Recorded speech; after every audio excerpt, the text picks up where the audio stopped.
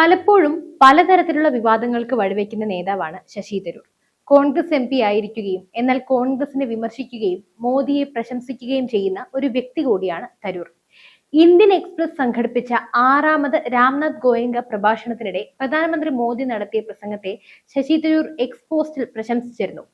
ആരോഗ്യപരമായ അസ്വസ്ഥത ഉണ്ടായിരുന്നിട്ടും സദസ്സിൽ ഉണ്ടായിരിക്കാൻ കഴിഞ്ഞതിൽ സന്തോഷമുണ്ടെന്ന് തരൂർ പറയുന്നു. മെക്കാളിയുടെ 200 വർഷത്തെ പാരമ്പര്യവും ഇന്ത്യയുടെ അടിമത്ത മനോഭാവവും ഇല്ലാതാക്കുന്നതിനെ കുറിച്ചാണ് മോദി പ്രസംഗത്തിന്റെ ഭൂരിഭാഗവും സമയവും സംസാരിച്ചതെന്ന് തരൂർ പറയുന്നുണ്ട്.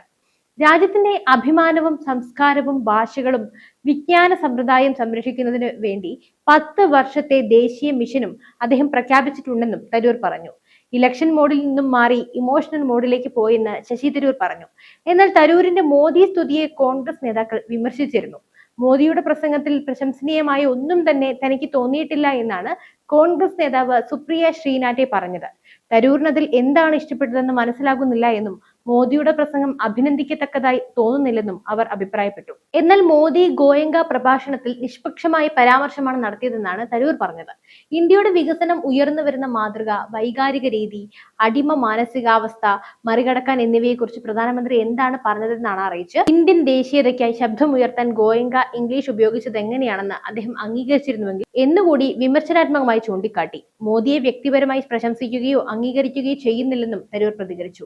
SIR-നെതിരെ പോരാടാൻ കോൺഗ്രസ് ദേശീയ നേതൃത്വം ഇന്ദിരാഭവനിൽ വിളിച്ച യോഗത്തിൽ നിന്ന് ക്ഷണമുണ്ടായിട്ടും ശശി തരൂർ വിട്ടുനിന്നിരുന്നു. അതേസമയം കോൺഗ്രസ് യോഗം ഇന്ദിരാഭവനിൽ തുടങ്ങുന്ന സമയം തന്നെ രാംനാഥ് ഗോയങ്ക പ്രഭാഷണം നടത്തുന്ന പ്രധാനമന്ത്രി നരേന്ദ്രമോദിയുടെ 4 ഫോട്ടോകൾ ചേർത്ത് അദ്ദേഹത്തെ പ്രകീർത്തിക്കുന്ന പോസ്റ്റ് തരൂർ എക്സിൽ പങ്കുവച്ചു.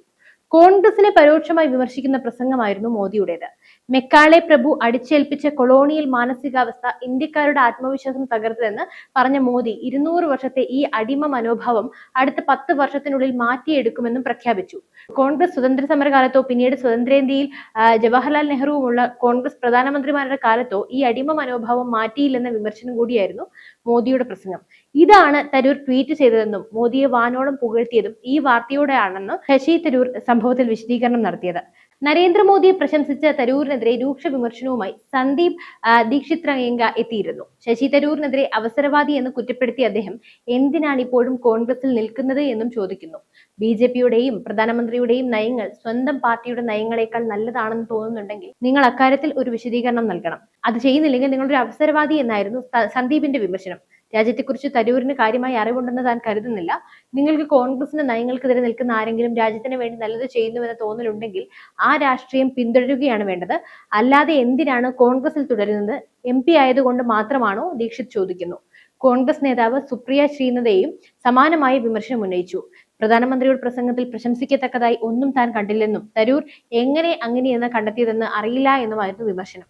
പ്രധാനമന്ത്രിയുടെ പരിപാടിയിൽ നേരിട്ട് പങ്കെടുത്തതിന്റെ അനുഭവം വിവരിച്ച് ശശി തരൂർ എക്സിൽ പങ്കുവച്ച അനുഭവമാണ് വിവാദത്തിന്റെ കേന്ദ്രബിന്ദു.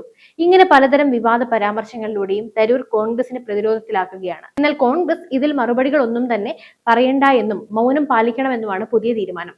അധികാരം മോഹിച്ചിരിക്കുമ്പോൾ അത് കിട്ടില്ല എന്ന ഭയമാണ് തരൂരിനുള്ളതെന്നും എന്തുകൊണ്ടാണ് BJP-യിലേക്ക് പോകാൻ മടിക്കുന്നതെന്നുമുള്ള ചോദ്യങ്ങൾ തരൂരിനെതിരെ ഉയർന്നു വരുന്നുണ്ട്.